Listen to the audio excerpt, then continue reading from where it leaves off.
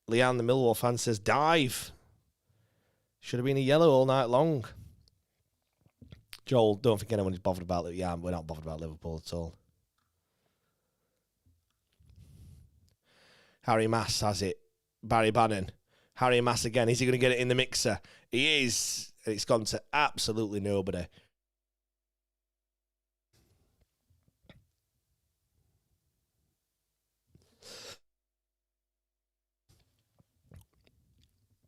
Millwall looks to come forward on this left-hand side. Sean Fazer more than equal to it this time. And he looks, is he tripped? He is. Who's there? Number 7. Is it Ballo?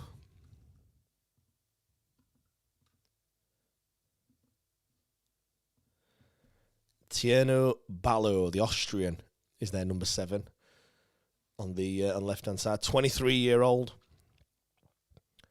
Got him from Rapid Vienna. Is that where Atinuyu? Did Atinuyu play for them? If he did, then this lad will definitely be a baller, because we all know how well Atinuyu was. Is he from? Yes, he was. That's where we got. That's who we got Atinuyu from back in 2013. I knew I'd seen that name somewhere.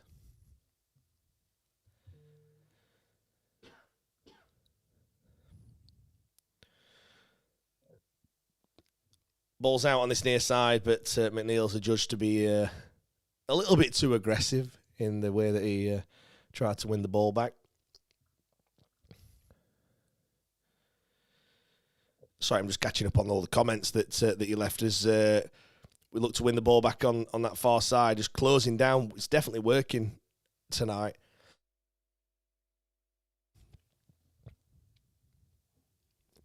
Iofa will pass the ball back to Horvath. Ooh. It's a pass from Horvath to Amas, and I mean, I'm sure it wasn't, but it certainly looked close from the TV cameras anyway for just not getting there and getting intercepted. Tony says it'd be great for McNeil if he could grab a league goal. Bit of confidence would work wonders. Matt said, shit, do I need new glasses? I think I just saw Horvath make a save. Now. Jay says Horvath has his faults, but he does stop some good shots too. I think that's all he is, really. Like, again, trying not to throw any shade against him, but I think he is certainly a good shot stopper. Like, I don't think you can say that he isn't. Joel, 2 shots on target.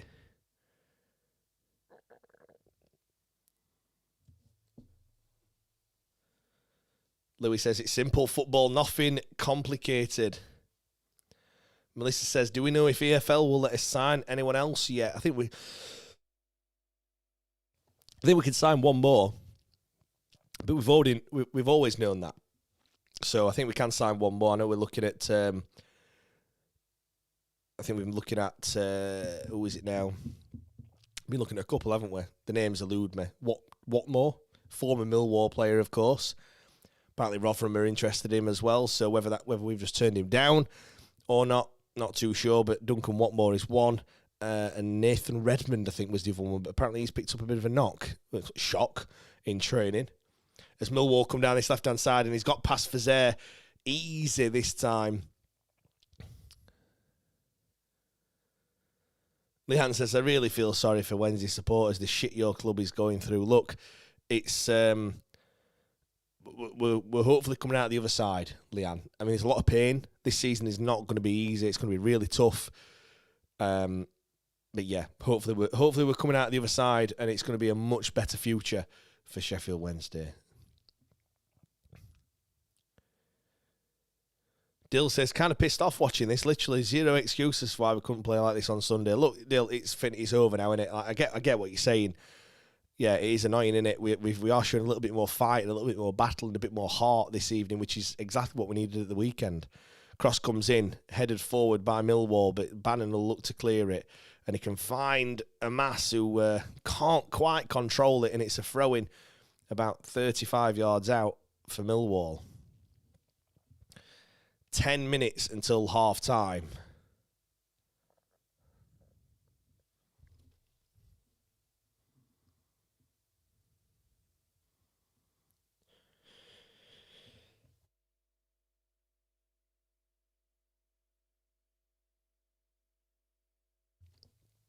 Again, on this left-hand side, trying to...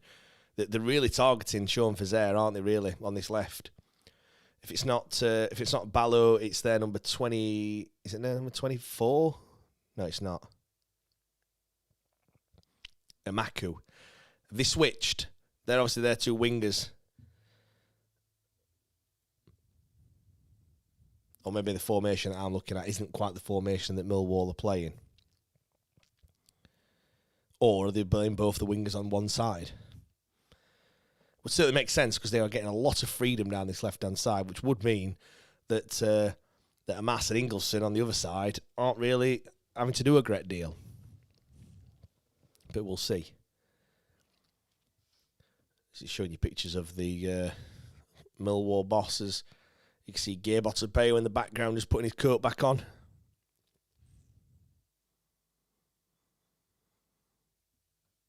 Henrik Pedersen in conversation with, I'm guessing it's his analyst on the computer there.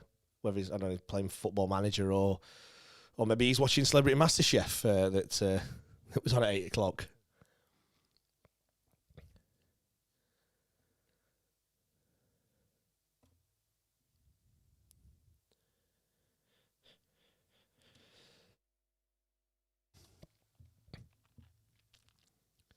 Maple Leaf says, if you had to guess, where would this team go finish in League One? As it stands now, I don't know if I'm being harsh by saying I think we'd struggle to stay up in League One.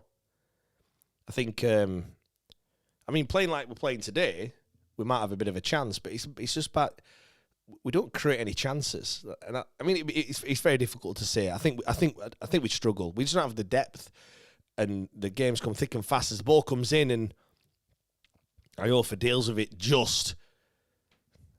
And it's cleared away to halfway, but it's just going to come straight back again. And we've got absolutely no one up front.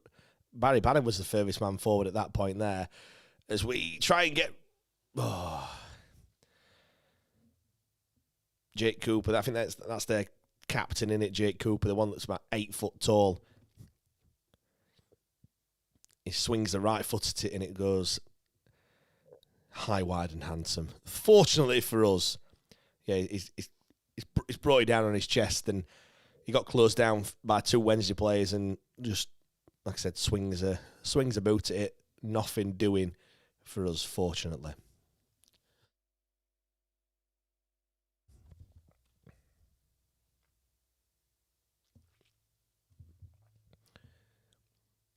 Kerry says, don't worry, Derby victory's coming soon. I hope you're right, Kerry. Hope says, please, Jesus, don't concede. It's Horvath in goal, isn't it? Not Jesus. Sorry, apologies. The Blue Owl says, trust me to be working away in Hertford and the Premier Inn has 0 signal, so I can't watch the match. Mega fuming. Let's get a win. Up the Owls.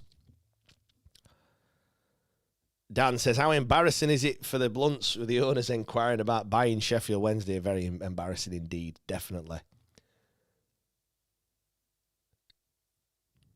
Hope says, I think we'd do all right if we sorted the striker out and get our injured back. Yeah, we've got Deshaun Bernard, Pierce Charles, they'll be welcome additions. Nathaniel Shalabar as well. Even George Brown. Ernie Weaver, a lot of players there that come back into this side and instantly would get a boost, wouldn't we, really? It's, we've always struggled with injuries, though, haven't we, really?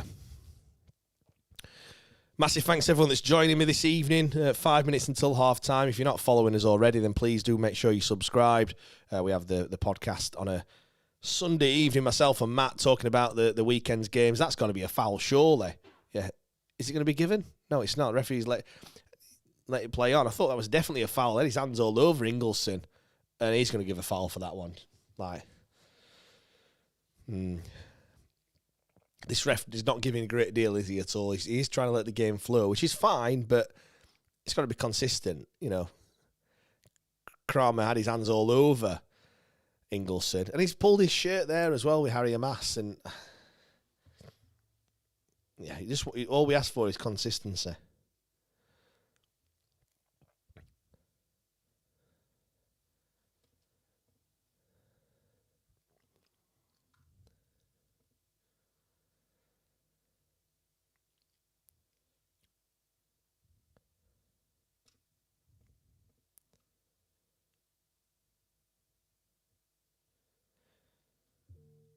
just scores on the doors. In the other games, Wrexham are leading 1-0 against Bristol City. Our dear neighbours have taken the lead against Portsmouth. Penalty and a red card as well for Portsmouth in that one. So they're down to 10. Oh, that's a late challenge from... Is that from Cooper? It is. He's going to get booked.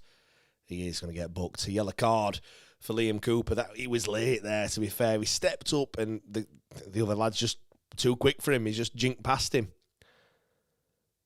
He stepped up and, that's late. Very late, that one. No complaints with that yellow card. Is he going to be the new Sam Hutchinson? Yellow card bingo. Who knows? If I mention Wrexham are beating Bristol City and West Brom are beating Birmingham as well. Millwall free kick. It's a deep free kick, looking for the back stick. It's risen well. Are we going to deal with it? Oh. That was always going to be a foul. Ivanovic just absolutely levelled.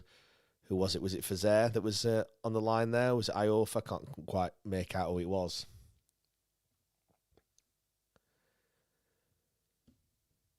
Dan says we need George Brown. I agree. I think he offers something a little bit different, doesn't he? He can hold the ball up, which I think is definitely needed. Yeah, I do definitely agree.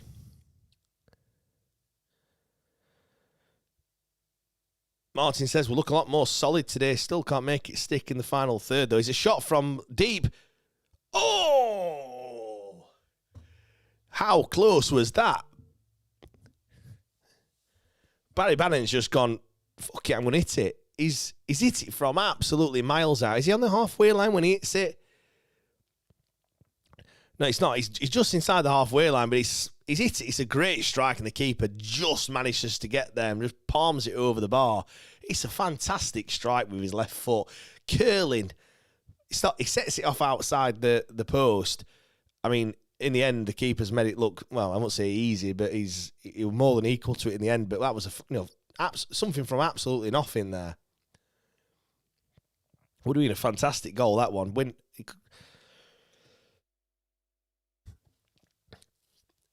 Let's just say that his cross from the corner wasn't quite as good as what his shot was just then. Dan says a second yellow for Cooper would be the most Wednesday thing ever. Agreed. Andrew said Banner nearly does a Windass. Leanne says, from what I've seen, you'd be top half of League One. Yeah, I think, Leanne, this game in isolation, yeah, I would agree. I would also say that we haven't scored yet either. I know obviously League One is not as good as the Championship, but it's the depth of the squad that we just haven't got. I mentioned some of the injuries. Those injuries don't go away if you're in League One. And we don't, you'll see in a minute, we've got two senior players on the bench. We've got Liam Palmer, who is senior, 34, I think he is, and Jamal Lowe, who's 31. I think all the others are under 20 years old and have played probably a handful of games between them, if that. I think Gabe Otubeyo's played the most, at about 12 or 13. All the others, I think most of them will be making the debut if they come on. So that's the difference. It's just the depth. We just haven't got the depth in the squad at all. As I see another replay of that shot, it's a fantastic effort from Baz.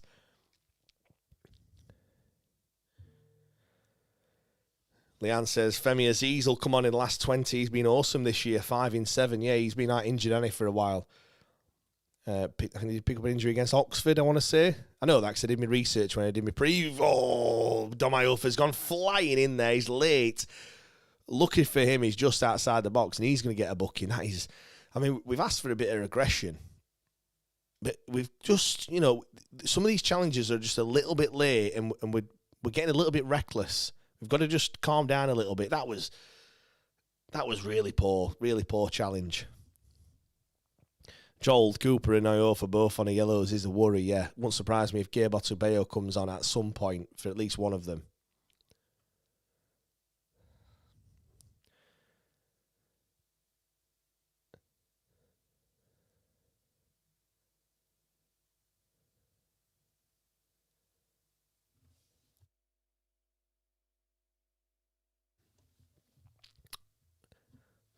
Free kick floated into the central position. It's dealt with and it's booted away. And that is half-time. Sheffield Wednesday 0, Millwall 0. Both sides have had chances. Bannon's had that effort from absolutely nothing, where he hits it from downtown. If you're a basketball fan, I mean, that would have been a fantastic goal if it had gone in. Millwall had a couple of chances as well, getting the ball pulled back to the penalty spot. Two bites at the cherry. Horvath equal to one. Fazer equal to another. So Millwall will be disappointed that they didn't capitalise from that one. I think personally, I'm quite happy with it. I mean, let me know how you feel from that first half. Are you happy with what you've seen? Are you happy with what we've seen so far? Like I said, I certainly am. It's a lot more aggressive. It's a lot more, in terms of the intent. Just look at some of the numbers there. 39.5% possession, 4 shots, 3 of them on target. That's 3 more than we had against Sheffield United at the weekend, and that's skipped on a bit too much, and I couldn't quite read them all as quickly as that. So let me bring the stats up on this other page as well. 4 shots, 3 on target. And like I said, that's all we need to see, to be fair. I mean, the XG isn't very high from those chances. We had a Barry Bannon tame effort that went straight into the keeper's arms. Cadamartri had a deflected effort from the edge of the box, which caused the keeper a little bit of difficulty that he put around the post. And then I'm guessing the other one that was on target was that Barry Bannon effort from a long way out. The only other shot we had was the Jan Valery one, I think, that went over the bar. In comparison, they've had 8 shots, only the 1 on target, which is a bit harsh. I think they would have had 2 from that little chance, but maybe that's gone down as a block. 2 block shots that we've had. I think on the whole, it's fairly even. I think Millwall will be a little bit disappointed that they've not taken the lead. They've certainly been more dominant of the two, but we're defending resolutely. And look, we haven't conceded a goal in the first 15 minutes, so you've got to take that as a plus, haven't you, really? The test will be how they come out in this second half. This has been the other problem that we've had, is it's conceding goals early on in the second half. If we can prevent them from doing that, who knows? Again, the only problem we haven't got much in terms of options off the bench, have we? Jamal Lowe can come on.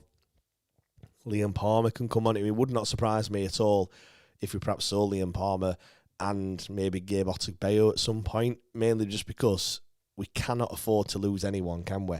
We can't afford to lose a Liam Cooper or a Dom Iorfa to a stupid second yellow. I don't just mean for this game. I mean for the next game coming up, which is Preston on Saturday. Back at home again, back at Hillsborough. Do get your comments coming in. Louis says Iorfa is out for Preston. I think is that his fifth booking that he's picked up.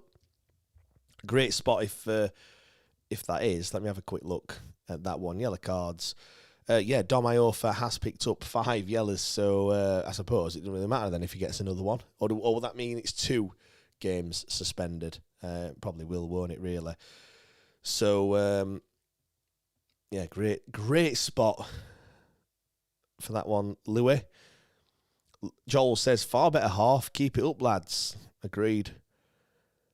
Kerry says, thanks, Deanne. We are hopeful we get better owners that can take the club to better times. Rob says, a lot better, boys. Dill, did someone say massive? Of course we did. We are the massive Wednesday.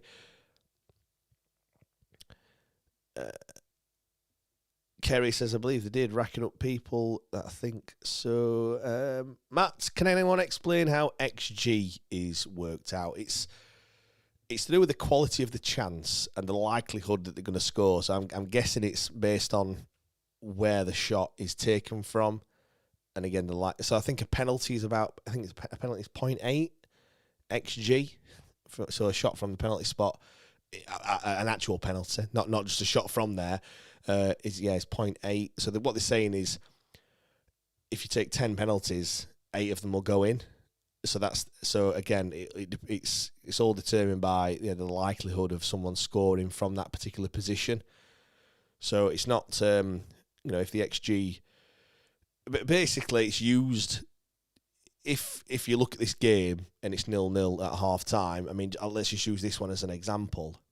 The XG is 0.88 for Millwall and 0.12 for Sheffield Wednesday. So based on that one, you would say that even though the score is 0-0, Millwall are playing better, or they've created the more better chances. Again, you'd look and say 3 shots on target to their 1. You think that we are playing better, but when Barry Bannon hits it from the halfway line, which would have an XG of something like 0.01 or 2, because again, how many goals are scored from that far out? Whereas the chance that they had when they cut it across the box, that would garner a higher XG than our chances. So that's how it's worked out. It's just a formula or an algorithm, I guess, to do that. And again, it's based on where the shots are taken. I know some people don't like it, and I get it. I personally don't mind it. I use it, as a metric to just see how many chances they've created really, and whether have they just been unlucky, or are they not creating enough? Is it just the strikers aren't scoring, or is it the system that's not working, if you know what I mean? I just saw a little heart pop up there. Give the stream a like if you're watching. There's 150 people in there. There was more than that earlier. I get it. It's half time. Everyone's turned it off and gone to make a brew. Hopefully, all those people return. But do smash a like if you are enjoying this watch along, and I've not been coughing too much. Apologies. Gary says playing a lot better. Bazza very unlucky. Only thing Millwall are Bobar and not as good as the Swine. I hadn't heard Bobar for a very, very long time, Gary. So I'm delighted that you've put that word in the chat. I think that word needs to be in the dictionary if it's not already. Owl for Life says, see the fight tonight. If only it was there Sunday. Yes, a lot of people have been saying exactly the same thing. Dill just confirms Iofa, 5th yellow, suspended for Preston. Joel, let's just forget about Sunday, please. It's the past. Let's look forward. Joel, it's the best thing that we can do. We are a football club that continues to look in the past. How many times do we talk about the 90s? How many times do we talk about the good old days and things? I'm going to let me just bring Matt up. Let me see if I can bring him on here. Let me just let's have a look. Is that coming? Let me see if I can bring you on. Matt, how are you, mate? You all right? I'm fine, thank you. I don't think they can hear me. Give me 2 seconds, mate. I'm just frantically trying to. Right, that should work now. Matt, are you there? Yeah, I'm still here, mate. Yeah, there we go. Hopefully everyone else can hear you as well. I've dropped me AirPods on the floor, but it's fine. We're all good. Matt, what did you make to that first half, pal? Tell you what, it's only a game that a mother could love at the minute, and it isn't very pretty, is it, at all? I mean, it's a million miles better than it was on Sunday from a work rate and organisation perspective. But yeah, aside from yards, was it was closer to 50. We've been fairly ineffective going forward, yet you'd say we've had the more clear-cut chances. Yeah, exactly. Are you still there, Matt? I thought you'd lost you there. Yeah, no, I'm still there, you're mate. Still there. Yeah, for me, I think it was a lot of people in the chat have just been saying it's if only we'd have played like this at the weekend. In terms of being more combative and stuff like that. And I have to agree, but again, it's just that creativeness and creating the chances. Millwall have definitely had the better of the chances, haven't we? But Matt, we've had a shot on target, mate. We've had 3 shots on target. It's unheard of. I nearly fell off the sofa at the first one. Yeah, it's better. I mean, it's not a particularly pretty game, and it's not. But our record at Millwall is appalling. Yeah. Anything was going to be an improvement after Sunday, and again, as we were, as lots of people have said post the game on Sunday, as a Wednesday fan this season, you can take losing. It's the manner in which that you go out and put in a performance on the pitch, and it's more organised. It's much better. I gave Henrik plenty of stick on the weekend. I actually think, for the most part this evening, apart from going forward, we've got a lot spot on this evening because we're frustrating Millwall as well, which is good. Yeah, exactly. I mean, 2 yellow cards for Dom Iorfa and Liam Cooper. I think, well, people are saying it's Dom Iorfa's 5th booking, so he'll miss the game on Saturday, which probably is another headache, I suppose. Hopefully Palmer's not too injured. I'm sure he'll be coming back in. But would you take one of them out of the firing line at some point? Because we don't need to lose any more players, do we? To be fair. No, we don't need to lose any more players, but I think both of them are experienced professionals, and if they can't see a game out on a booking, there's got to be an issue here, because at the weekend, you're right, there's a decision to make here. Is it Liam Palmer, or is it actually the opportunity now where you say, Liam Cooper's come in, he's a very experienced professional, have a younger lad play alongside him, and let's try and blood one of the youngsters who's, waited for their opportunity. We did something very similar with Ernie Weaver earlier in the season. Yeah. I don't see the harm in doing it with Liam Cooper next to him, because we've talked, haven't we, about, having particular, like patterns or like experience or, like partnerships. I can't think of a better partner to go and play alongside a young player for a first game, because nobody's, we're not expecting results this season. It is a perfect opportunity for someone to come in. But yeah, it will probably be Liam Palmer, but I'd like to see one of the young lads start the weekend with Dom Iorfa being out. Yeah, exactly. Gabe Otabeyo will probably be the easy one to put in, because he has played some games before, hasn't he, really? And I think for the others, he clearly doesn't like him, does he, really, Henrik? Well, I'm not saying don't like, he's not confident of their ability. I don't think they're tearing it up in the under-21s either when they've been playing for them. So make of that what you will, but he's had multiple opportunities to give him at least 10 minutes, and he hadn't even done that either. So yeah, it's going to be very interesting. Matt, what was your score prediction kind of at the kickoff, and do you think it's changed somewhat, at half time? Right. Yeah, I think I said 2-1, James, because I was anticipating a score. And again, another huge positive from this evening is that we haven't conceded in the first 10 minutes of the first half. So again, progress. If we can get through the second half and it's into 0-0, maybe we might open up and actually look to become a bit more attacking. With say if it's 0-0 with 20-25 minutes to go, we may look to actually open up and become a bit more attacking, because even going forward, we've been, it's been defensive first, and I don't mind that after the results at the weekend. I personally think that there is a goal in this game. I think there's only one goal in this game after seeing that first 45 minutes. I'd really hope it's us, because I think, again, I know Millwall have had a lot more pressure. I know they've had one, the save from Ethan Horvath. Yeah. But actually, if you look at it on the balance of play, their goalkeepers had to make 2 really good saves, one from a deflected shot from Bailey Kadamachi and that one from Bannon. So, again, I think there's something in this for us. It's just about whether we can maintain that shape and still look to create stuff going forward. Quickly before you go, Matt, penalty or a dive? So which one? The Millwall one with Sean Fazier. No, not a penalty. I agree that it's somebody pulling at him, but I don't think it's a penalty. There's not enough there for a penalty. Yeah, I thought the same. I thought at the time, my heart was in my mouth. I thought, oh dear, he's got a little bit lucky there. When you watch it back, I think he dangled the leg, didn't he? And he was certainly looking for it as far as I'm concerned. Just seeing a replay now of Bannon's effort. It's kind of like anything Windass can do, I could have a go. You see it as well. He hits it. If he's hit it a good 15 yards outside of the goal, and it's bent back in with the outside of his left foot. The technique, Matt, is, well, we all know he's got that in the locker, don't we? Really, to be fair. Yeah, the technique on it is absolutely outrageous. But again, it's come from, and the opportunities that we've had coming forward. And I know you could argue he's been a little bit suspect defensively and not necessarily getting back and helping Sean Fazier and doing his work. But I think Kadamachi and McNeil in those more advanced areas has actually, when we have got our foot on the ball, in the Millwall half and looking to attack people, it has looked better than it has done in recent weeks, because we're not a free-flowing or scoring side at the minute. The goals have very much dried up, and we have created opportunities this evening.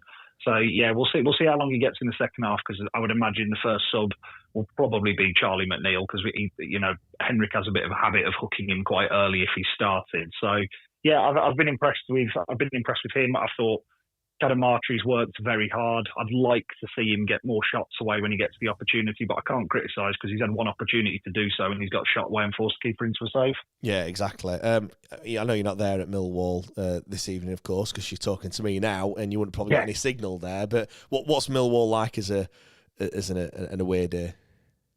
Really good away day. Again, it's London Bridge, so same kind of area as Charlton is.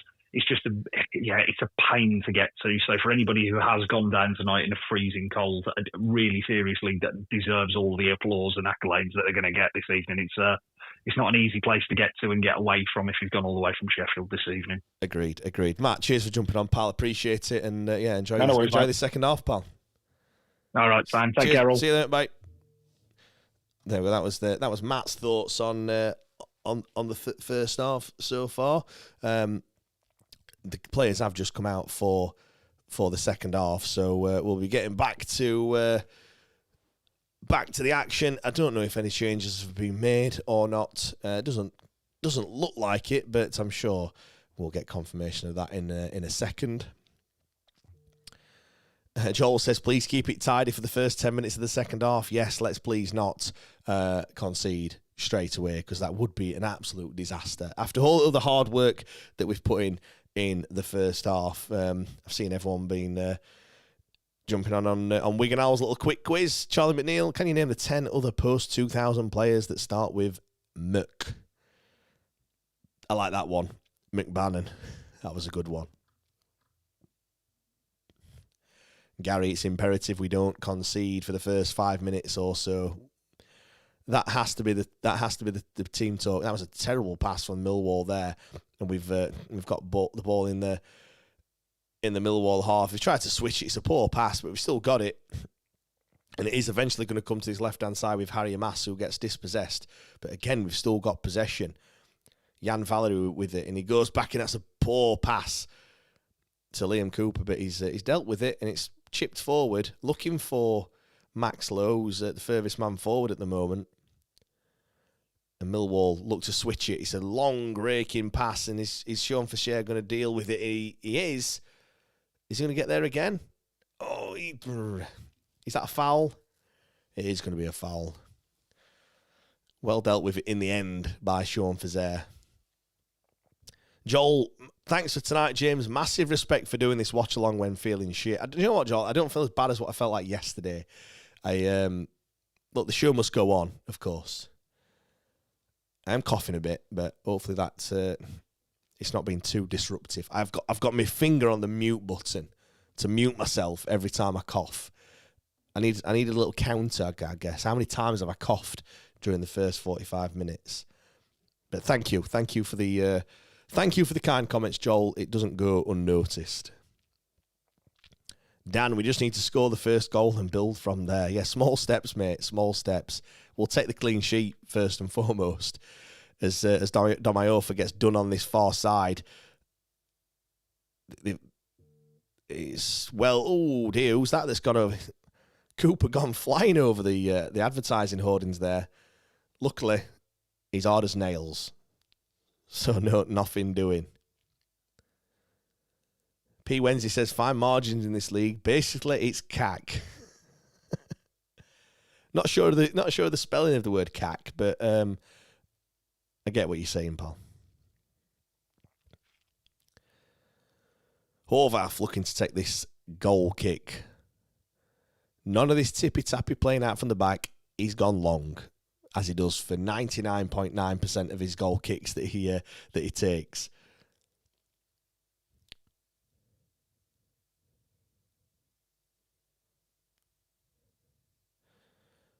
Max Lowe with the throw in, and Bannon just hooks it forward, looking for the run of Cadamartri. Go on, Cadamartri, get there. Ooh, he's much quicker than the goalkeeper, and very, very nearly got there. Good running from Cadamartri. He tried to get blocked off by the defender, but he was too slow to get there. Do you know what? That's one thing that Bailey Cadamartri is really good at, is closing down the keeper. You see how he arcs his run, I mean, I know that was quite easy for him to do that this time, but whenever you see it again, if he's closing down the keeper, he doesn't run directly at him. He'll cut off that pass, and he'll drive at the goalkeeper, forcing him into playing it down the other channel. That's where you need your other players to help out. You can't do that by yourself, but much better there. I don't want to jinx things, but we're 4 minutes in to the second half, and it is still 0-0. And this is the point where Millwall will probably score, so apologies.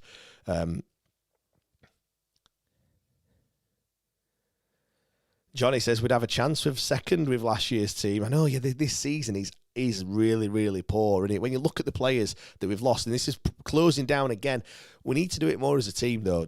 In that case there, it was Barry Bannon that was doing the pressing, and nobody else was helping as Millwall break the press now, and they come forward, and it's they're into the box, and it's a shot, and it's a great save from Håvafinison, follow-up, and it's over the bar. It's their number 4 again, Amaku. It's a fullback that's comes striding forward, and it's Harry Amas that gets caught. It's probably an easy save for Horvath in the end. It's not really in the corner. It's a good height for him as well. It struck it left-footed, and he's punched it. He's got it away, but it's gone straight to another Millwall player who just swings his right foot at it, and it goes over the bar.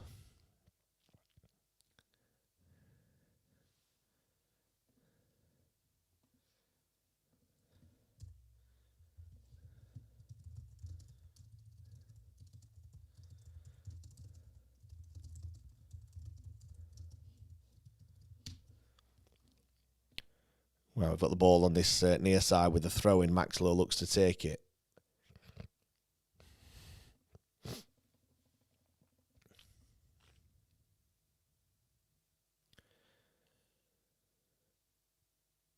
Oh, they're coming down this right-hand side. It looks like it's a 4-on-4 at the moment. Wednesday needs to get bodies back. It's that number 4 again. He's lightning quick down this right-hand side. He crosses it into the back stick. It's a poor effort. Should have done a lot better there. Tough chance, but they're breaking really quick, Millwall, and they're catching us off guard. And as Barry Bannon is with a misplaced pass, should have done better than that, to be fair. And they're coming forward in their droves, edge of the box. Millwall jinking left and right. I think it's Denore. Left-footed cross. It's brought down by the Millwall player. Turn, he's into the box, and it's a goal. Oh, it's not a goal. The offside flag has gone up. It's not a goal.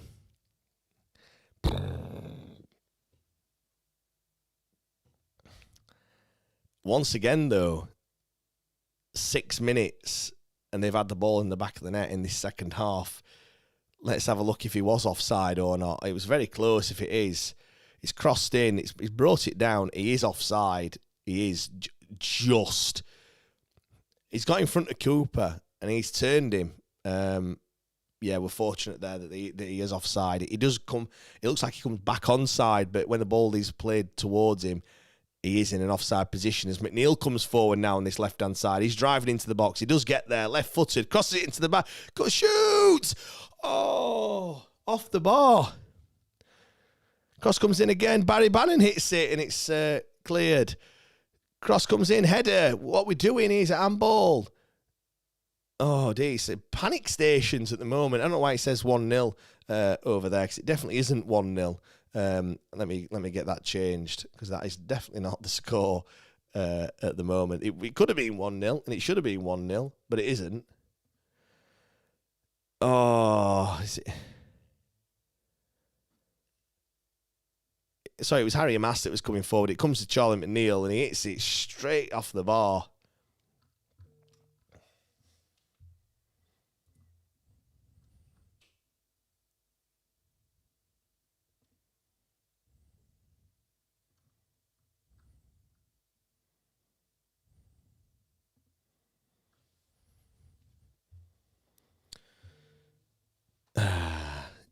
Corner for Sheffield Wednesday.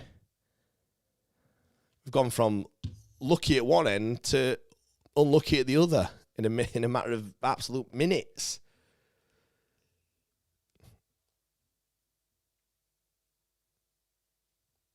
Right, corner.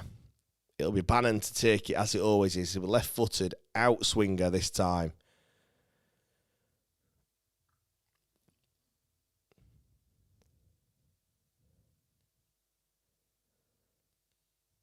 Here we go. Bannon floats it in to the edge of the 6-yard box, headed to the edge of the box now, and Harry Amass, who gets it back out to Bannon, left-footed. Can he get a cross in? Jinking left and right. Little pirouette that he does. Ball looking for him again from Jan Valery. Doesn't get there. Svante Ingelsson will trot over to this near side for his customary long throw that we get absolutely nothing from, as we normally do. But yeah, just showing you now. That was the Bannon chance when Ingelsson puts it through to him. Ingelsson, he hasn't gone long this time. It's come to Jan Valery, who poor cross in the end. Don't foul. Harry Amass looks for Bannon. Bannon passes it back to him on this left-hand side. Harry Amass driving forward, passes it back to Fazer, who goes all the way back to Max Lowe on the halfway line. Millwall have pressed as well there. McNeil back to Cooper. Oh, come on, get it. Fazer has got it on halfway now this time.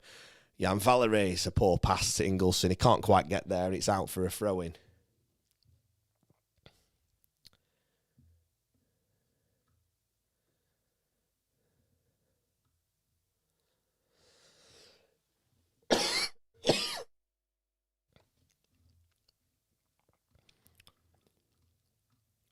Looks like the score's updated now. It went 1-0, and then it said 0-0, and then it said 1-0 again. So I've no idea what's going on there, but the score is right now, so we're all good.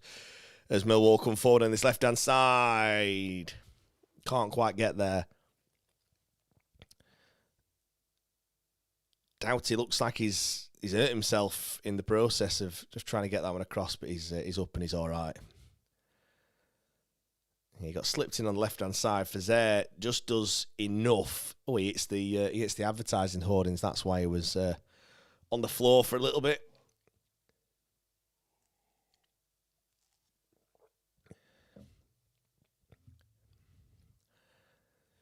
Ten minutes into the second half, still 0-0. They have had the ball in the back of the net, let's not forget.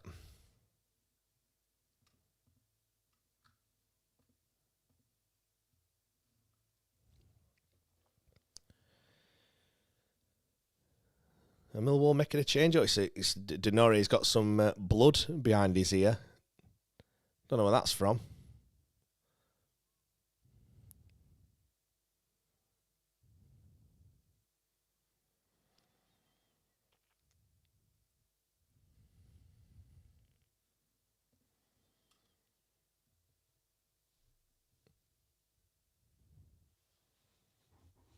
Cyru says 2-0 to the Blades. Portsmouth did try and keep them out by fouling them repeatedly, but it didn't work.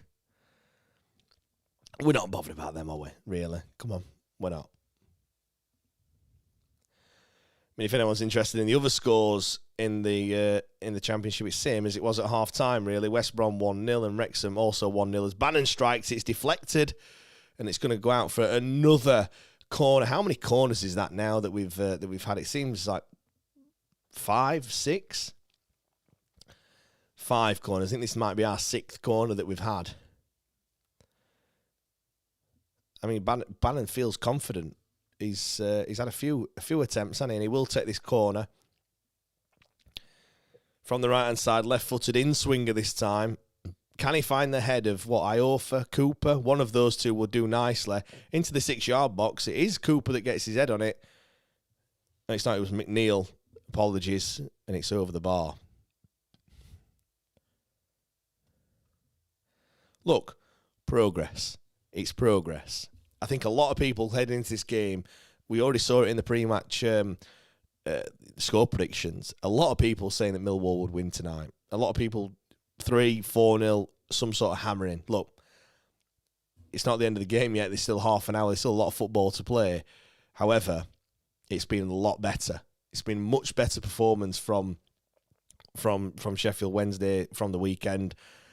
We want a reaction. I think we can safely say we've got it. We've had a couple of chances. Yes, we've been a little bit fortunate with some as well, but it's been a good reaction, and again, that's all we can ask for as the ball goes back. Cooper heads it forward, but it's intercepted by Millwall, who come forward. They've played it across the box. Ivanovic hits it. Was that Ivanovic? It was Ivanovic, and he's hit it over the bar. Thankfully for us. No, it wasn't. It was Negile. It was Ivanovic who pulled it across to him. He took one touch to set himself left-footed. He's got to do better than that, to be fair. He's only 12 yards out. Dom Iofa's put a block in on him. He's got to hit the target, hasn't he, really? A reminder that you can join our Discord as well. We do have a Patreon members get automatic access. If you want to join, it's a free member as well. You can get in there. You don't get as much. There's not as much servers, but you can certainly get in there. Sheffield Wednesday come forward. I will put the link in, but Sheffield Wednesday come forward here. It's 3-on-3. Kind of archery hits it. It's deflected. It's flicked up in the air, headed away by Millwall. Fazer. Bannon has it now. He's working it across the edge of the box at the moment. Jan Valery fizzes it into Fazer. Now it's Ingelsson that has it. He crosses it. That's a poor cross. It's overhit. It's over everyone's head, and it's gone out for a throw-in. Unfortunate there. A lot better. Right, let me share the link to the Discord as well. Millwall making a few changes. Not missing anything at all.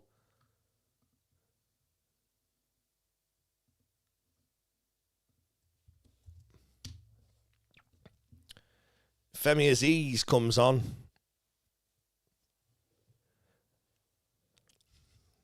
Their leading goal scorer, 4 goals to his name this season. I think he had 4 in 4 before he got injured.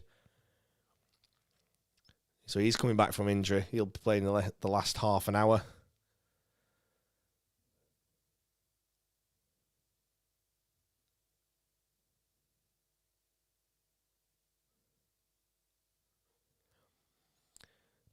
E-girl Sarah, no, I'm not going to say that.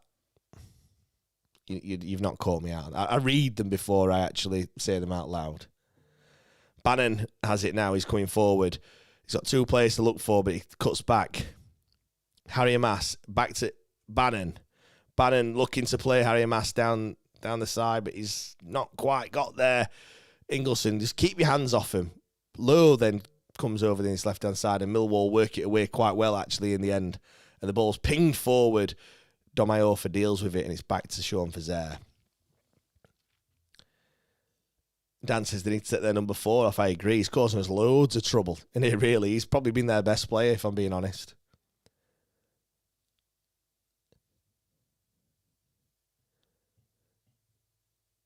Martin, you don't look right, James. Trooper for doing this. I'm not, pal. I'm struggling. Like I said, I felt a lot worse last night. I was in bed for 9:30. What's all that about? In bed for I fell asleep on the settee as well. But I thought this would be an absolute write-off. But I woke up and I didn't. Well, look, I'm not feeling 100%, but I feel a lot. But I didn't feel as bad as what I thought I would do. So it's all good. I'm sat in the comfort of my own home. Like, worst comes to the worst, press the button, turn it off, and get into bed. I enjoy doing this. I've been watching the match anyway, so why not watch it with everyone else? Everyone else commenting and getting in the chat, and I love how people talk to each other as well. I love that aspect of it. Like, never when I thought about doing this podcast would I have thought that I would build a community, and that's what we've done. And join the Discord. There's loads of people in there. It's like a big family as well, which is great. You've not really missed much. Millwall were coming forward, but it's been dealt with by Wednesday as we over the hour mark now.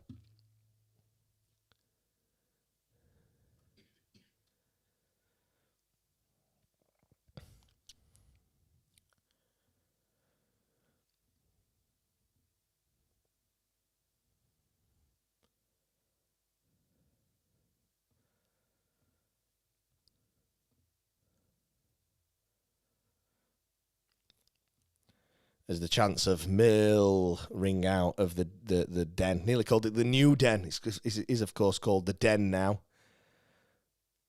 For some of the Millwall fans in the chat, when did it change from the New Den to just the Den now? Because obviously it can only be new for a certain period of time. When was that? To me, it's always been the New Den. So let me know. I would like to know that. Andrew, should we make some changes? Well, we've only got really Palmer and Jamal Lowe to bring on, haven't we? Really, when you look at it, like he's not going to look to the other youngsters because he hasn't done at any point up until now. Cross comes in from the right hand side from a Millwall perspective. Kind of harsh. It looks like he's pushed, but the referee says play on. Millwall are trying to turn the screw a little bit now. Another cross into the box. Is it dealt with? Harry Amass clears it. It's just going to come straight back because we've got absolutely no one there to pick the ball up. And all our players are in our kind of final third at the moment. There's no out ball whatsoever when we do pick the ball up. Ball comes in again, 6-yard box. It's a turn, it's a shot, and it's over the bar. He's got to score. He's 6 yards out. How he's missed, I have absolutely no idea. He has to score there.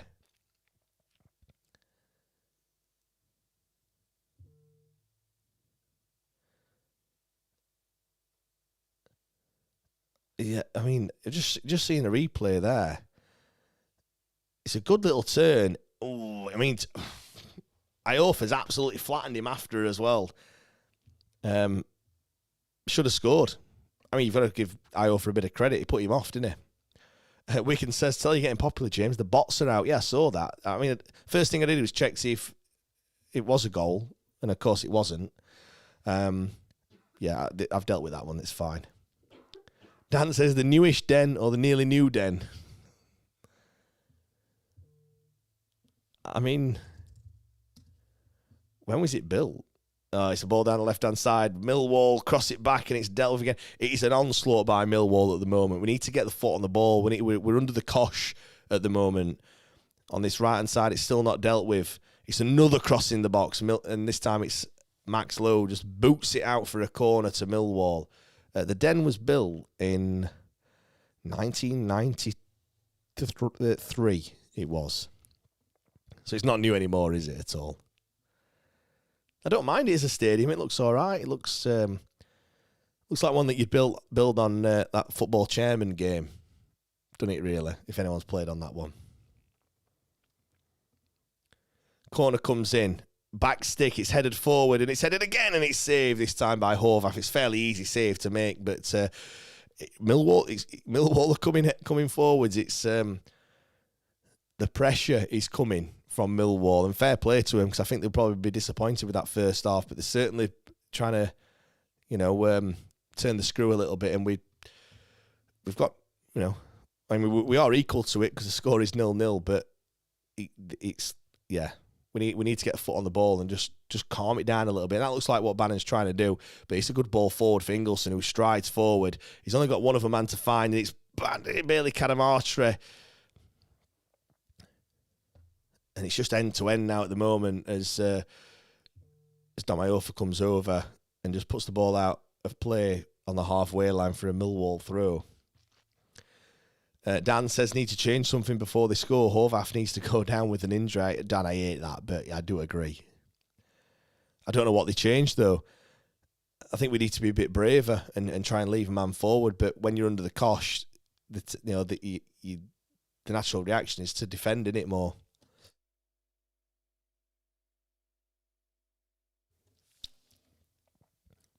Andrew, Kinnell, they're as bad as us at finishing. I know.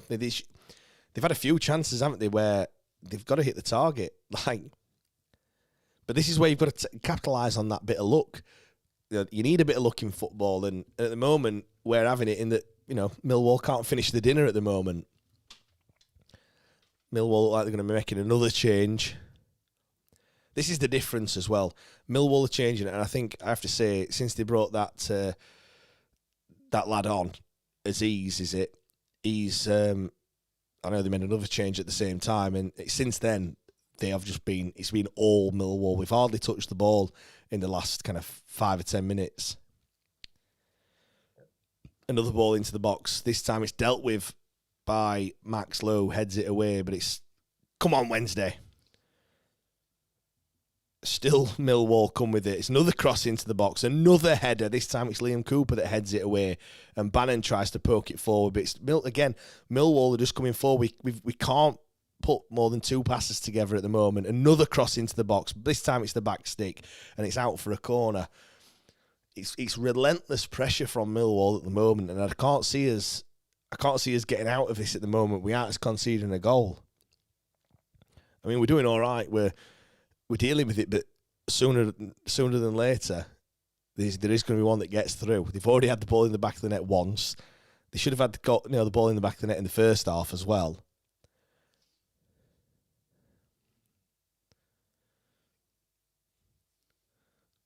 Another corner comes in. He's headed. Deal with it. Oh, my days. Fancy Ingleson there. I mean, that should have been a goal. It's a corner that comes in.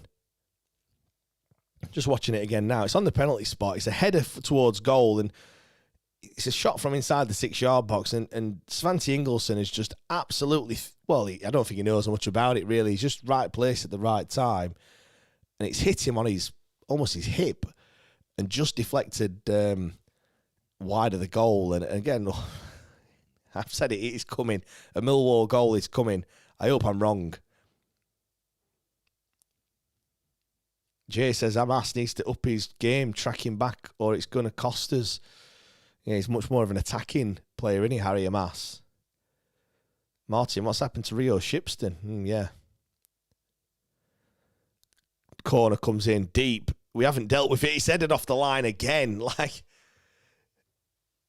Cross comes in. It's a header, and it's a goal. I told you. I said a goal was coming. It has been coming for the last 10 minutes, and it is Femi Aziz, the lad who came on 10 minutes ago. I've said since he came off the bench, they have been a lot better, and we have been under the cosh. It's been cross after cross after corner after corner. We were lucky we cleared one off the line by Ingleson, and literally the resulting corner comes in. It's just not dealt with. I'm not being funny. There's 4 players around the ball when it comes in. It comes back in again, and there's no jump. There's absolutely no jump. Who is it? It's Bailey Kadamar. Is it Bailey Kadamartri's man? Yeah. He's unmarked. Nobody's picked him up as easy. He just gets into the space and he attacks the ball, and it's a header into the corner. It's a good finish, and it's 1-0. I mean, it's the curse of the preview show again. I did actually pick out Femi Aziz as one to watch, and then I looked and said, well, he's injured. And at that point, the Millwall fan told me, I think it was Ben, he'll be back for this game, which obviously we wish that he wasn't. Look, Daniel says, all looking very tired Wednesday players. We need to change a player. Shithouse Wednesday, have you heard of it? Dan, sorry, that's down to Henrik. Need to use the dark arts when we are this bad. Joel waits to concede to make a change. So annoying.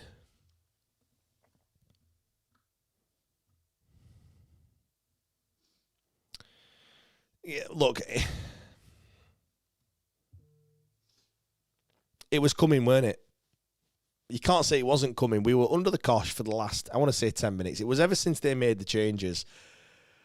We couldn't get the ball out. When we did, it was coming straight back at us, and every time it was a cross after cross after cross into the box, and it was only a matter of time until one of them went at the back of the net. And we have now made a change on 72 minutes gone.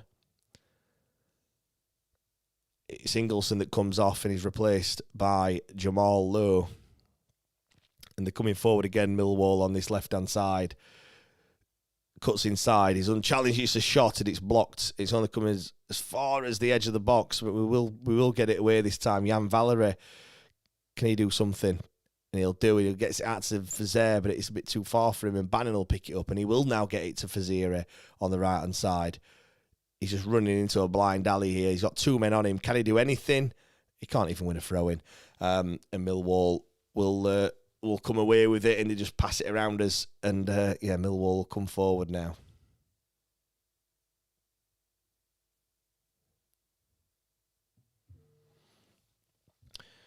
Justin says DC's legacy. Yeah, agreed. Oh, it's a pass from Max Lowe, and it's intercepted by Millwall. We've got to be careful here. Like we've got to just calm it down a little bit. It's a cross that comes in, and it's straight into Horvath's hands. Wigan. Anyway, at least we've got loads of goals in us. Yeah, I mean, look, when you let go, Josh Windass, Michael Smith, Callum Patterson, Jerry Gassama, and Anthony Musaba. I think I totted up at the time. It was 40-odd goals that they scored last season. When you let 40 goals just evaporate and just disappear out of your squad, and you don't replace them with absolutely anyone, you're going to be banging trouble. And that's where we're at. Like we don't have the creativity. We don't have the players to manufacture the chances. We're asking Harry Amas, who, you know, great player. I'm sure he'll go on to do great things. But he's not quite got it in the final third, especially when he's asked to be doing a lot of defending duties as well, which we're having to do. You know, Ingleson doesn't create a lot. McNeil, I thought he was going to be the one, but he has flattered to deceive, and he's not had many chances. You know, I thought he would take this by the scruff of his neck, but he hasn't done. We're just looking at Barry Bannon every time. We're looking at Barry Bannon to create the opportunities, and as the opposition, all you've got to do is mark him out of the game, and then, you know, we're largely ineffective. Having said that, we have had a few chances, but, you know, since that 60-minute mark, it has just been an onslaught from Millwall. Whether that's just because they've changed something, and Jan Valerie's not tracked his man there. It's a cross across the box, and Horvath is more than equal to it. And we look to come forward now with Charlie McNeil. Come on, they do look tired out there. Charlie's just absolutely zinged it across. It's a fantastic pass to Harry Amas. Can he find someone? Harry Amas cuts inside, but he's only got a left foot. Jamal Lowe hits it. Oh, Jamal Lowe just hit the outside of the post. That was the chance. Harry Amas comes forward. He cuts inside, but he's only got a left foot, and he pulls it across to Jamal Lowe. Oh, he's looked for just so nonchalantly just hits it side-footed. The keeper was absolutely nowhere. I don't know if it got a deflection on the way through, but that's just clipped the edge of the post. And that's twice. We've hit the bar with Charlie McNeil just after half-time. And now we've hit the post with Jamal Lowe.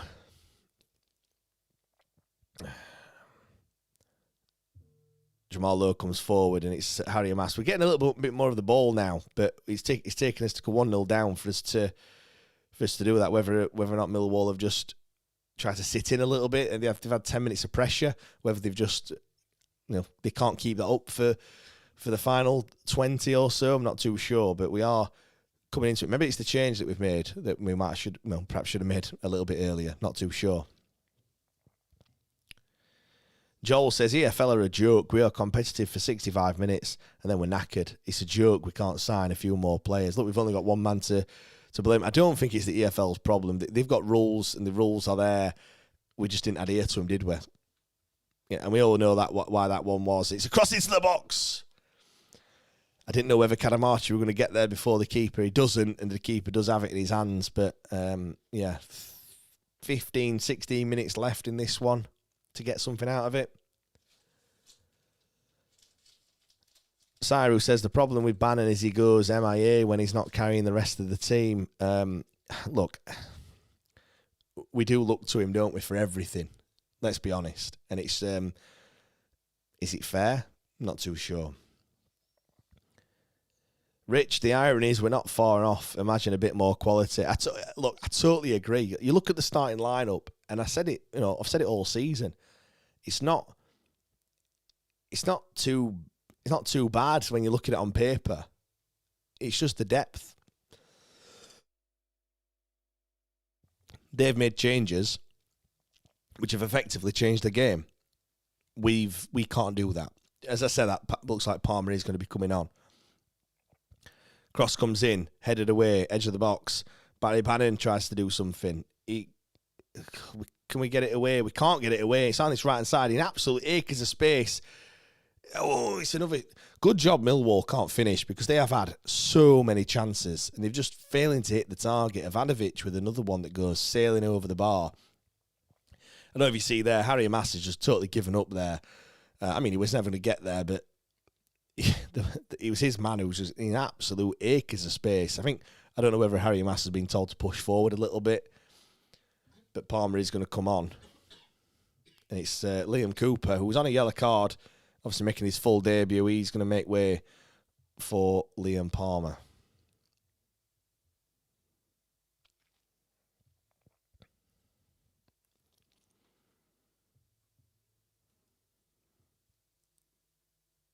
Graham, to be fair, the people who are left that don't have clubs aren't worth having. If you're as a free agent, haven't been signed by a club by now, then I think about packing it in.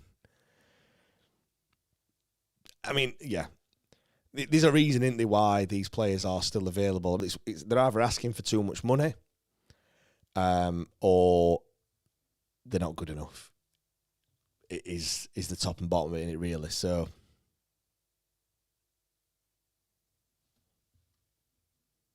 I don't know if I just lost you there for a second, but I am here. I am there. Graham says, Christ, I'm 53 and I'll play for free if they train me. Owned by my dog says, when you say it's down to one man, who do you mean? You're not going to catch me that easy. Matt's had to pay a tenner. I had to pay a tenner this weekend. It's not going to be another one. Not yet, anyway.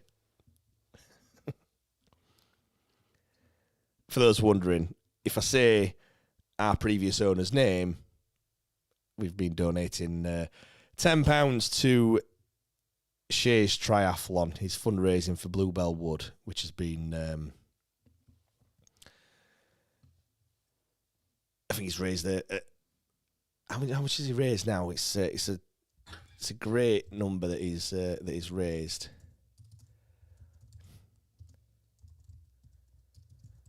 I am just getting an error saying that the stream's not as smooth as it should be. £56,000 is raised so far, which is a fantastic effort, by the way. Aziz comes forward now on the left-hand side edge of the box. It's a strike. It's a save. Oh, how has he missed? How has he missed? Still not cleared, though. They're coming forward. 6-yard box. It's a block from Max Lowe. My, oh, my, oh, my. Like, how it's not more than just the one goal, I have absolutely no idea. Edge of the box, it's a strike, it's a good save, but it's gone straight to their play. It's come at him quite quick, so maybe I'm being a bit harsh, but it's another save by Horvath. It is a good stop, and as I said, shot stopping ability, it's all right, but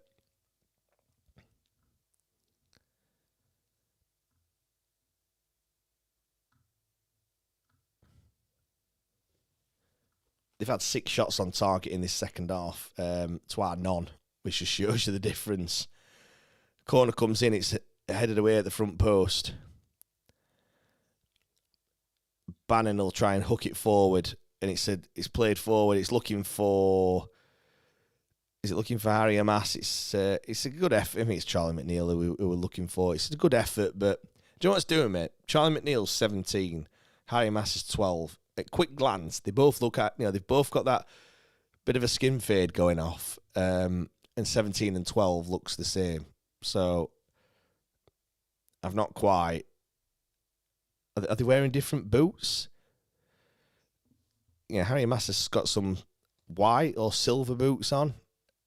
What's McNeil got on? Has he got some orange boots on? Anyway, there's only 8 minutes left. Maybe I should have looked at that at the start of the game and not kind of near the end. That would have perhaps helped me a little bit. Anyway, I think I've never even watched us play. Although saying that, we don't see much of McNeil, do we? So you will forgive me.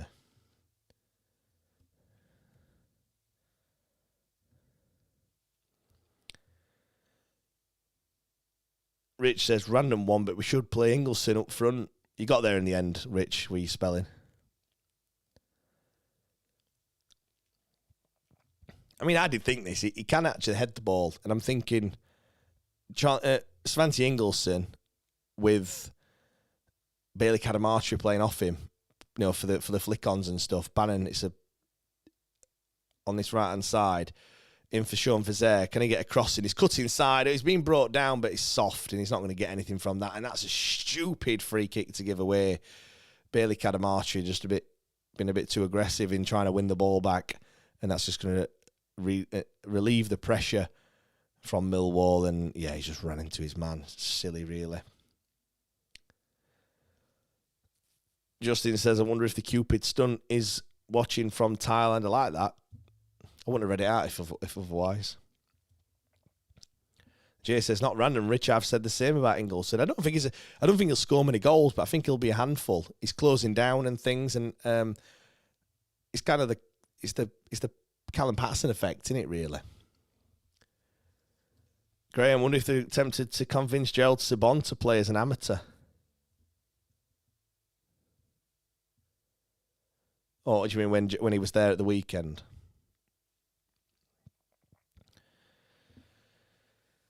This is going to be the story of our season, isn't it, really?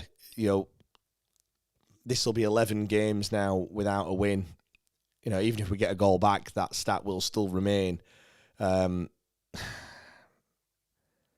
has been a much better performance. You can't deny that. We've been more aggressive, we've been more at it, but they look bollocksed. You know, you can see them now, they're absolutely shattered. And they've got 2 days to rest, and then we're back at it again on Saturday with Preston come to town, and they're another side that look half decent at the moment. You know, just looking at the league table, Preston. What did they do this midweek? They drew with Watford 1-1. All right, they lost to Blackburn in their derby. Well, they're 3 games without a win, but Millwall were 4 games without a win, and look what they've done to us this evening. It's not going to be easy on Saturday. It's a pass to Charlie McNeil, and it's a poor control, and the ball's just gone out of play. That's not what you want when you're looking to get it. And this is another thing as well. I think Millwall are now making their 5th change. They've got the players to do that. They're making a double substitution with 5 minutes to go in regular time.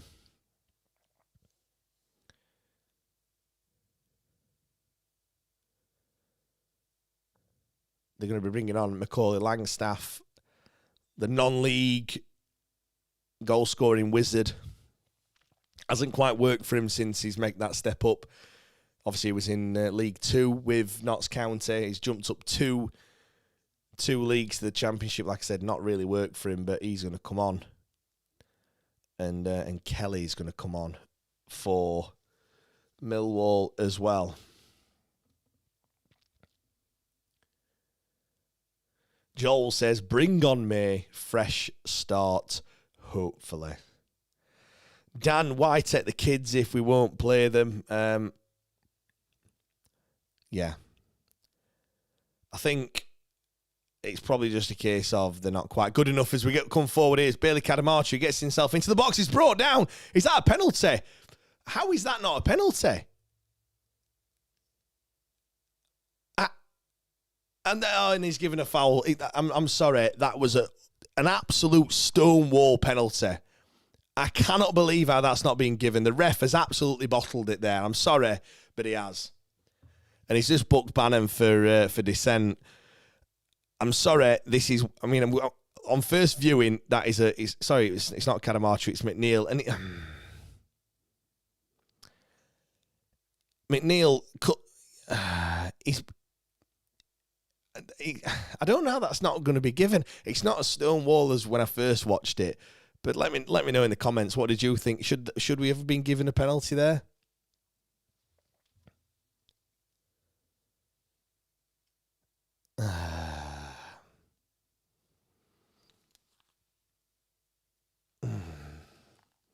I mean, that could have been the one where we could, get a chance from the spot, salvage a point from it. You never know what could happen. Graham, it was stonewall penalty. He had his legs taken. Yeah, that's what I thought initially. Oh, now Millwall player goes down.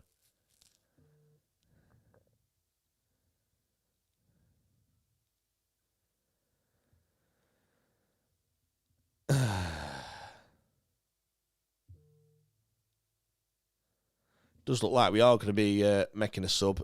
People talking about the kids. It looks like Jarvis Thornton looks like he's going to be coming on.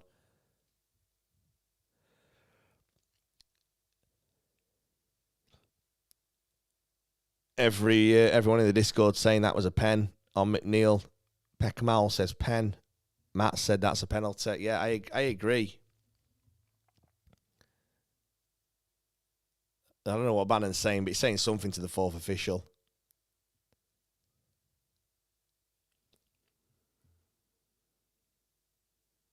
Johnny says, not sure, to be honest. Millwall player doesn't move his leg towards McNeil.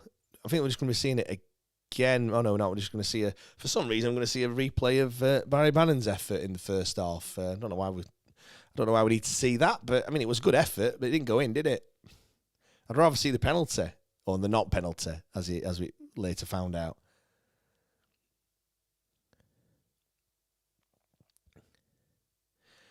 Owned by My Dog says, is it right that you can't put the kids on because they then take up a squad space, which then give us problems in trying to get EFL to allow us to sign frees? Apparently they can only have a squad of 20 in admin. Well, for starters, the kids don't take up a squad space. It's only the over 23s that do.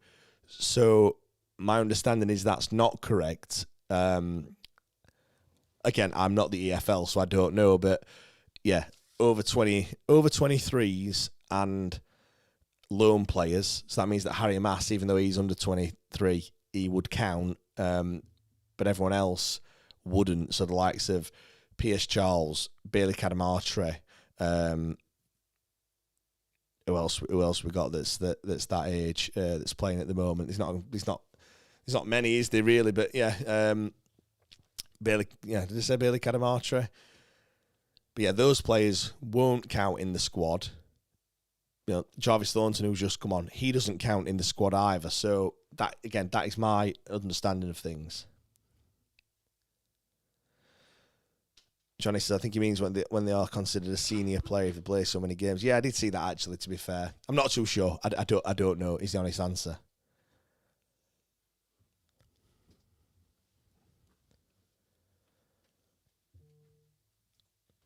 Ball comes over on this right-hand side. Oh, no, they've still got it. Millwall into the box. It's across to the back stick. It's a header towards goal.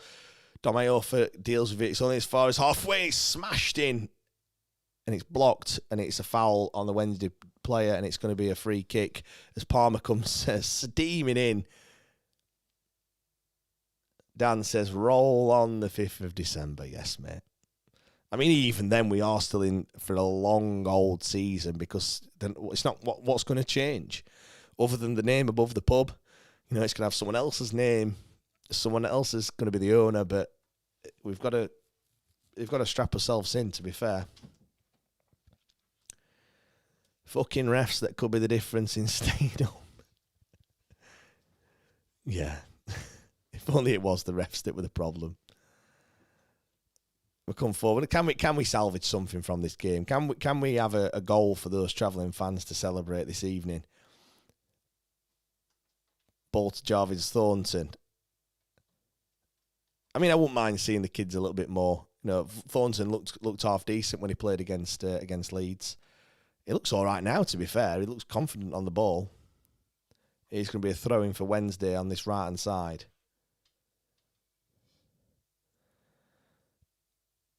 Come on, cross it in. Let's get a good cross. It's into the 6-yard box. And the clearance hits Max low and goes straight out for a goal kick. It's great work from, is it Valerie on that right-hand side? Did absolutely fantastic to do his man, puts the ball across, and Max Lowe, one of the men that's pushed forward, and yeah, unfortunate for it to just ricochet off him and go straight out for a goal kick. It's 5 minutes of added time where we've got, a minute and a half left as that. Is Matt down there? No, he's not. He's in the comfort of his own home this evening. Joel, 15, 20 minutes wouldn't hurt for the kids. I know, I agree. I have asked that question, or should I say, I have asked if that question can be put to Henrik. So we'll have to probably wait until Friday, I think, for that question to be asked. If it does get asked, it's a ball forward into the area. It's a shot. It's a tame effort, and Ethan Horvath is more than equal to that one. Leanne, I feel for you. I did warn you about Femi. I know. I spoke to one of the. I think it was Ben from Chat with Chaps, who I spoke to on Monday, and I had him on my list. Femi Aziz. Obviously, it was changed to not really one to watch, but how much has he affected you by not being playing? Clearly, comes on and scores a goal. I knew how dangerous he was, as they can see the Millwall fans in the foreground just celebrating as almost like they've won the game already.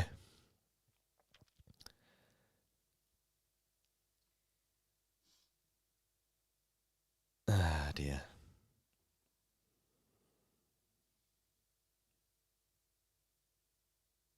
Can we get rid of the ball? Can we have a final chance in these in the last minute or so?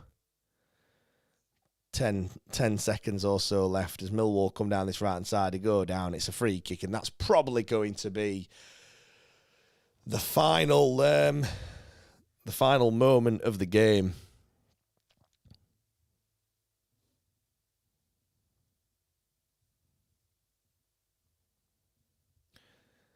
They're probably going to take all the time in the world to take this free kick.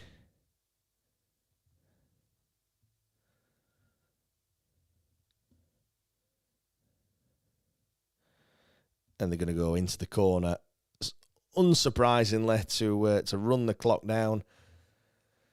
And there we have it, full time. It ends Millwall 1, Sheffield Wednesday 0.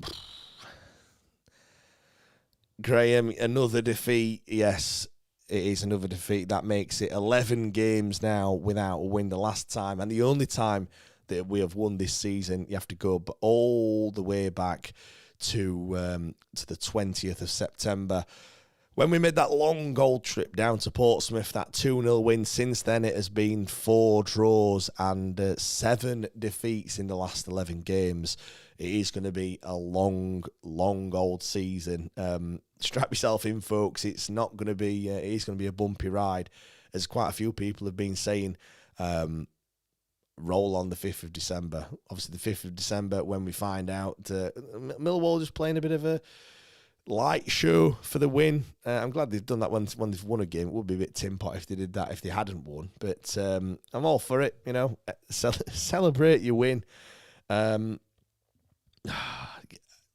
People head over to Twitter at WTID Pod. I've just tweeted the 3-word match review tweet, so you can get your 3-word match review in the comments as well, and I will read some of that. I'll probably stick on for about, 10, 15 minutes or so before we wrap things up. Rich said, worst season ticket ever, only a ceremonial pissing on the elephants will make it worthwhile. Graham says, kind of miss Big Marv. I think we miss a lot of them, really. Windass, Patterson, Smith, Gassama, Anthony Musaba. You know, the list goes on and on, doesn't it, really? All the players that have left haven't been replaced at all. And, yeah, Graham hit the bar, post, had a Stonewall penalty turned down and a ban on Wilder. Yeah, when you put it like that, Graham, yeah, had any of those gone in, I mean, when McNeil hits the bar, that would have made it 1-0. The only thing I would caveat that with, Graham, is they perhaps should have scored about 5 goals with the chances that they had. But you take one of your chances, and it could be a totally different game as the Wednesday players are clapping the travelling faithful that have made the way down to. I don't know what Bannon. I don't know if anyone else caught that there, but Pedersen came over to Bannon, and I don't know what he was saying to him, but it looked like Bannon didn't really agree with what he was saying at all. They didn't have an altercation or anything, but in his body language, it didn't look like he was trying to tell him not to say something. Maybe not too sure. My lip reading is not that good. Dan says, same old. Agreed. Blackhold, the light show is actually part of their contract with the lighting company that installed the lights. Do you do that after every game then? Or is it just just at the end? Justin, totally expected result. Yep, the defeat. Ian says Hove played well tonight. Could have been a lot worse. Yeah, agreed. I mean, if Millwall had the shooting boots on, then it could have been a lot more. Graham, absolutely, but we need to be more clinical. Yeah. Again, I go back to the amount of goals that we've let go from last season. How many goals have we scored? I mean, it's another game we aren't scoring a goal as well. This season, let me have a look how many goals. Is it 12? I want to say we've scored more than 12, haven't we, surely? Or it could be 12. Yeah, 12 goals scored in 17 games. We're not even on one a game, which is, it's just not good enough, is it? 33 goals conceded, only 12 scored. It's going to be tough. It's going to be tough. We've scored 2 in our last 5. 3 in our last 7, 4 in our last 8. Like, literally, it's not good enough. And when you look at how many goals we've conceded, 4, 7, 8, 10, 11 in those 8 games. That's can't be right. It must be more than that. Anyway, it's a lot. Anyway, it's not good enough. Andrew says our Millwall's floodlights broken. Nick just says, I just feel numb to it all now. Lee Jackson on the ground. Lee Jackson, not the groundsman. I remember when we said we weren't going to moan about the players or manager, but it's on every social media thread. I know, Lee, if you're a Patreon member, you'd have heard my little rant that I had this morning. Just saying exactly that, really, how the goodwill has all but vanished. A lot of people saying, we know the problem, we know the reason why, we're in this situation, and I'll admit that at the weekend I fell foul to this. The players come under a lot of criticism. That was probably more borne out of the fact that the magnitude of the game, and I think the fact that we did the podcast, hours after the final whistle went, whereas normally we get a good at least one sleep to think on it. But yeah, I always said this was going to happen. How many games can you lose, or how many games can you not win in? How many games can you not score in? Until people do turn on the players, and clearly, getting into double figures is that threshold. While some would probably look at the bigger picture and realise that there's a reason why we're in the situation that we're in, I think you have to also recognise that whilst things are off the pitch changing, nothing on the pitch has changed whatsoever. We've brought Liam Cooper in, which, nothing against Liam Cooper, but we've brought him in the middle of November on a free transfer when, again, he's had multiple opportunities to sign for another club. Like, what, other clubs could have signed him, but we've signed him on a free. And that, again, I'm not trying to dig him out personally, but nothing has changed whatsoever. We are the same team that started the season with the same group of players, with those added injuries in there as well. It's always going to be difficult, but and there's a lot of football left to play. We are 17 games into the season, and a season of 46 games. We've got another 29 games to play between now and the end of the season. We're not even halfway through. December the 5th will be a boost. We'll hopefully have new owners before the end of the season. That'll be another boost. We might be able to sign some players in January, but there's also an element of thinking, what's the point? Like, it's just going to be spending money for the sake of spending money. I do hope we do, because I don't want to keep going to Hillsborough. I don't want to keep watching these games and seeing us getting beat every week. I want them to be I want there to be some positivity there. Kevin, EFL need to allow signings. Games are uncompetitive. Graham, if you take the entire forward line out of any club and replace them with kids, you will struggle. Rich, I blame Windass never turns up. Fernando Forestieri's fault. Give him a 3-match ban. Melissa, to be expected, no change, but only one person to blame. Luwe roll on September. Joel says, wish we could just forfeit the season. Difficult to watch these players suffer. Lee says could be another 2 years like this. No, I disagree. I think we are going to be playing League One football next season. It comes as no surprise, but I feel like we can probably assemble an half decent League One squad with frees. If we have got new owners, I think I'm right in saying that the transfer fee ban is just for transfer fees and loan fees. It won't restrict us on the actual player wages. Obviously, we are still under an embargo at the moment. We haven't satisfied all those things, but once we come out of administration, that will be all sorted. The HMRC issues and stuff. So we will be able to pay half decent wages again for the size of the club that we are. I know there's profit and sustainability rules, but it goes on the amount of profit that you make. And if we still continue to get the 25,000 fans inside the ground, that'll help us be able to pay a little bit more money for the players. So I feel like as long as we get the right owner in that's not absolutely skint, which we don't know, let's just wait and see. I feel like we can, like I said, we can assemble a half-decent squad for League One. I think it is a bit of a saving grace that we will be in League One, considering we can't pay any fees for anyone. The fact that, we've had Harry Mass on loan and he's obviously been doing great. Man United will look favourably on that one. I think, the other top clubs, your Arsenals, your Chelseas, Tottenhams and people like that, they might, loan us some players that we can use and actually help us get out of the Championship, out of League One, should I say. Matt, it just seems like we're just going through the motions. I disagree on that, Matt. He says, I don't blame the players or even the manager, but we seem to be trying the same way of playing and don't get blown away, but it's a loss. It's still a loss even though 1-0. It just seems like we are going through the motions. I think that's a bit harsh. I do agree that they're playing the same way, but literally, what else can we do? The fact that we've only now got one recognised centre-back who has only just come into the side, he's not played much football this season, shouldn't have really been playing today either. I think Henrik actually confirmed that to the Sheffield Star. You need that protection around you.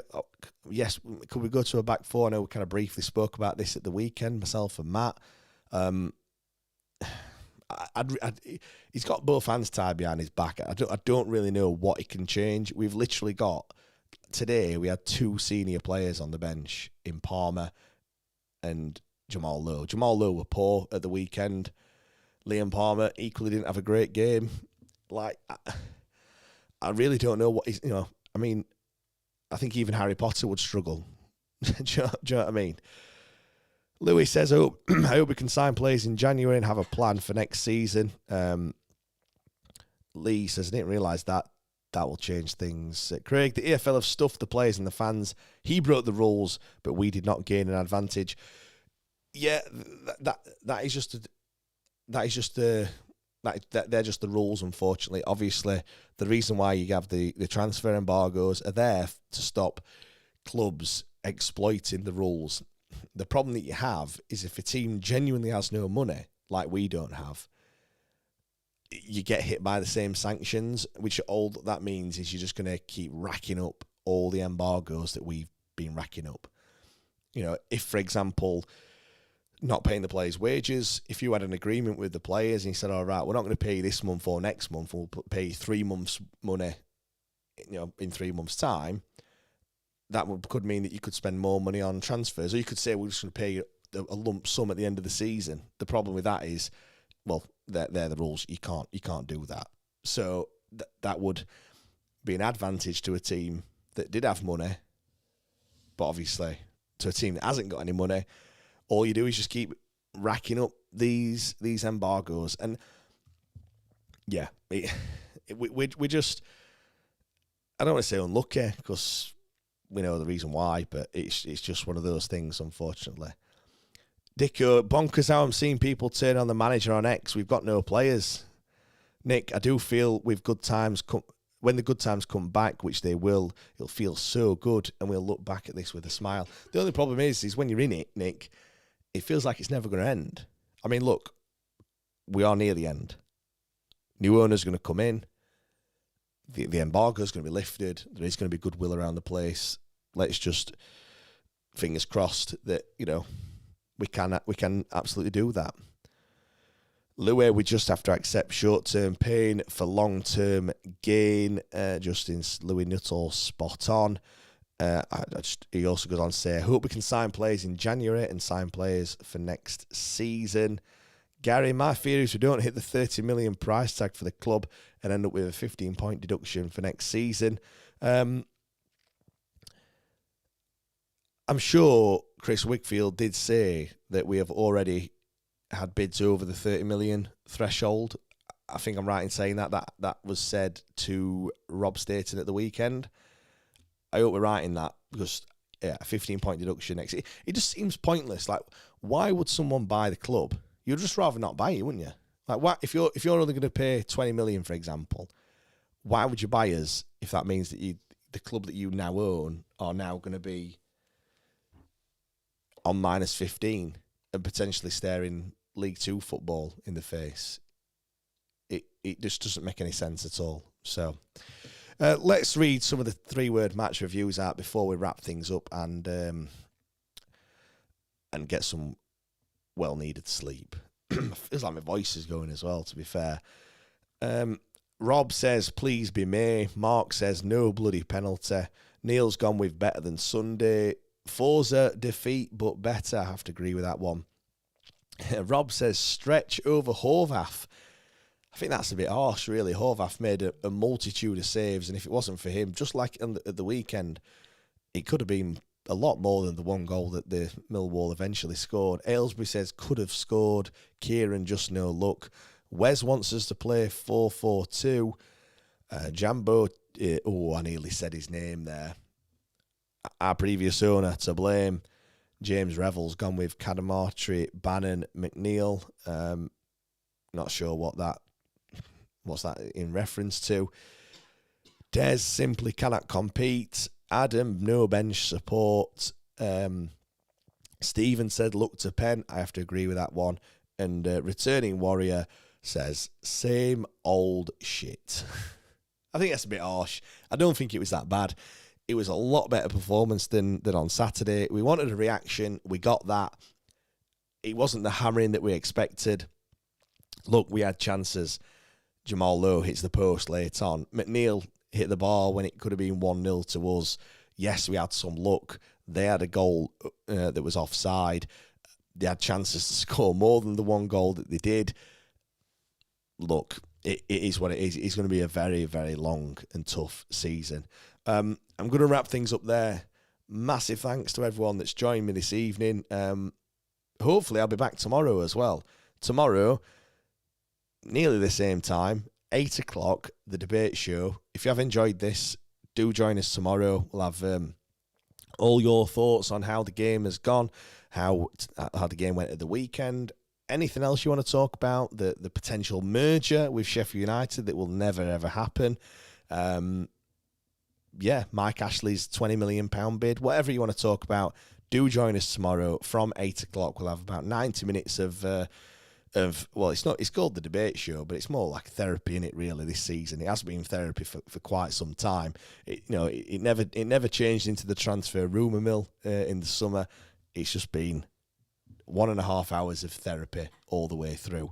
But no, thank you very much, everyone. Really appreciate all your support. If you haven't subscribed, please do. And we'll see you all tomorrow at 8 o'clock. Cheers.